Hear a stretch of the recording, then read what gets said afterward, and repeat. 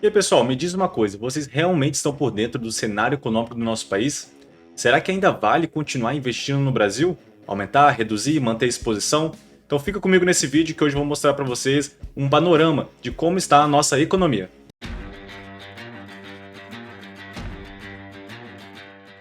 E aí, pessoal, tudo bem com vocês? Sejam bem-vindos ao nosso canal, o canal que fala sobre educação financeira e investimentos. E hoje eu vou trazer para vocês um panorama geral da nossa economia, dos nossos investimentos aqui no Brasil, para a gente verificar se a gente ainda tolera esses riscos que estão sendo apresentados aqui no Brasil. E você que é novo por aqui, seja muito bem-vindo. Eu te convido a já inscrever nesse canal, deixar aquele like, que eu tenho certeza que as informações aqui passadas vão ser de grande valia para você. Então, sem mais enrolação, vamos embora para o vídeo. Então vamos lá, pessoal. Começando aqui então do cenário geral, depois a gente vai partir para o Brasil. Vamos ver como é que está a nossa situação. Então começamos então com a crise sanitária advinda do quê? Do coronavírus. Então, como a gente sabe, o coronavírus paralisou todas as economias a nível mundial.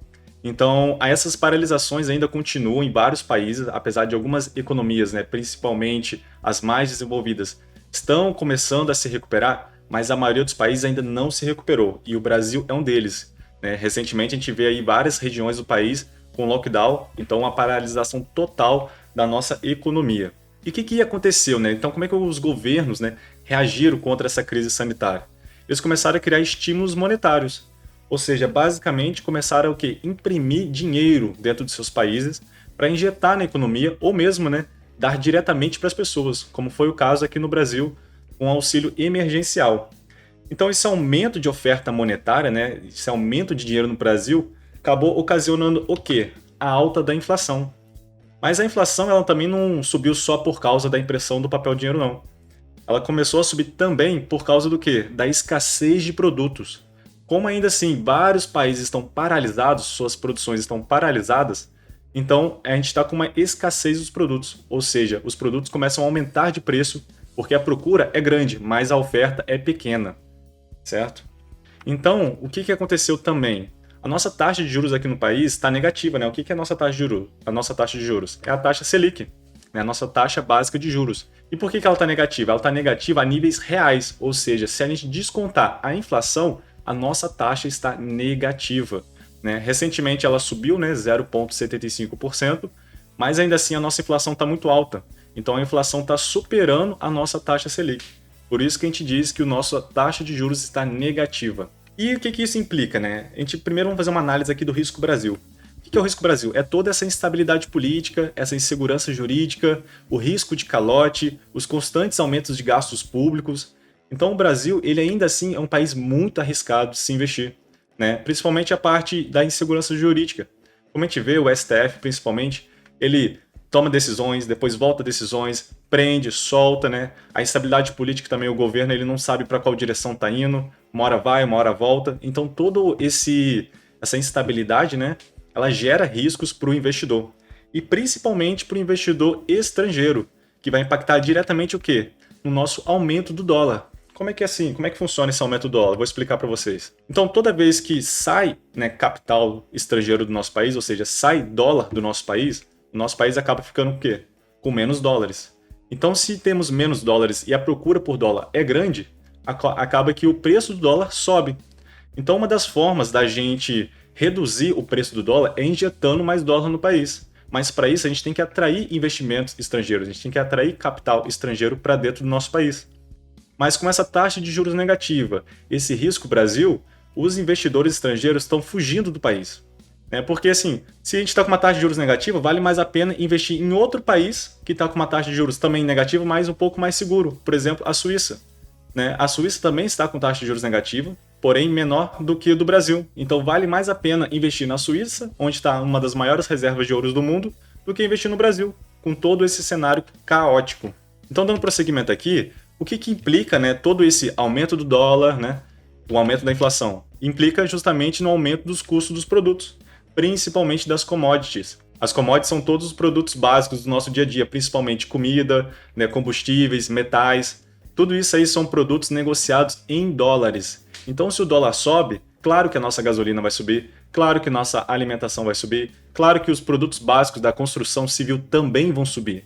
Então, isso traz implicações para todo o país. E além disso, temos que levantar um ponto aqui, que é a nossa dívida pública. A nossa dívida pública ela já está batendo 98,7% do nosso PIB, ou seja, quase 100% do nosso produto interno bruto. Então, o que isso acontece? Quando a dívida sobe muito, acontece que o nosso país fica muito vulnerável, ele fica aquele risco de calote. Será que os títulos do governo vão ser honrados? Será que o governo vai conseguir arcar com todos esses gastos? Então, com esse aumento da taxa Selic, para tentar segurar um pouco a inflação, frear um pouco a inflação, ela tem uma outra consequência, que é o aumento da dívida pública. Porque se a nossa dívida está embasada em juros, e se esse juros básico aumenta, a nossa dívida também aumenta. E não é só a dívida do governo que aumenta. O mercado de crédito do país também aumenta. Ou seja, agora para você pegar um financiamento, para você pegar um empréstimo, é muito mais caro, você vai pagar muito mais juros. Então isso impacta diretamente nas famílias. As famílias brasileiras estão cada vez mais ficando endividadas por conta desse fenômeno. E além disso, também vale ressaltar que agora até o final do ano, os títulos públicos do Tesouro Direto vão vencer, ou seja, o governo vai ter que pagar quase R$ 1 trilhão do vencimento dos seus títulos do Tesouro Direto. Então isso aumenta ainda mais a pressão dos juros e a dívida, já que os títulos públicos eles funcionam inversamente, o preço dos títulos públicos, eles funcionam inversamente aos juros básicos, ou seja, se o juro sobe muito, o valor do título cai. Então se os juros cai, o valor do título sobe. Então o que está ocorrendo agora é o quê? Uma desvalorização dos títulos públicos também. E além disso, vamos ressaltar aqui no cenário dos países emergentes o quê? As moedas dos países emergentes estão cada vez perdendo mais valor perante ao dólar. Não é só o Brasil. Vários países emergentes também estão com sua moeda depreciada perante ao dólar. Por quê? Porque justamente é o mesmo fenômeno aqui no Brasil. Os bancos centrais desses países também imprimiram muito dinheiro, porém o que acontece? A maior dívida mundial está em quê? Dólares. Então, toda a dívida praticamente do mundo está em dólares. E o único país que pode imprimir dólar é os Estados Unidos. Então, como é que os países emergentes vão ter que pagar essa dívida? Eles vão precisar comprar dólares, ou seja, a demanda por dólar vai aumentar. A demanda por dólar vai aumentar. Apesar de que ainda os Estados Unidos ainda esteja nesses estímulos monetários, ou seja, ele ainda está imprimindo bastante dinheiro, se eu não me engano, quase 1,9 trilhões de dólares, ainda assim, a demanda, a procura por dólar no mundo ainda é muito grande, o que faz com que o preço do dólar aumente bastante em referência às moedas dos países emergentes. E o mercado acionário, como é que ele está em relação a toda essa crise? Parece que ele está ignorando, porque ele está no seu topo. Olha só o Ibovespa, apesar dele ter caído na crise, ele já se recuperou bastante, ele está quase no seu topo no pré-crise. Então parece que os investidores brasileiros parece que estão ignorando todo esse cenário de fragilidade e estão investindo no país, estão investindo e as ações estão subindo. Mas será que isso realmente é sustentável?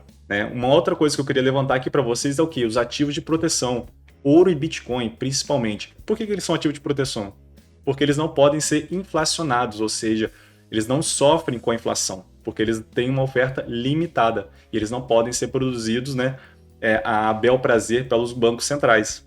Então, o que aconteceu foi uma puxada do preço do ouro e do Bitcoin, mostrando que grandes investidores estão sim atentos a esse cenário de fragilidade e estão buscando proteção nesses tipos de ativo.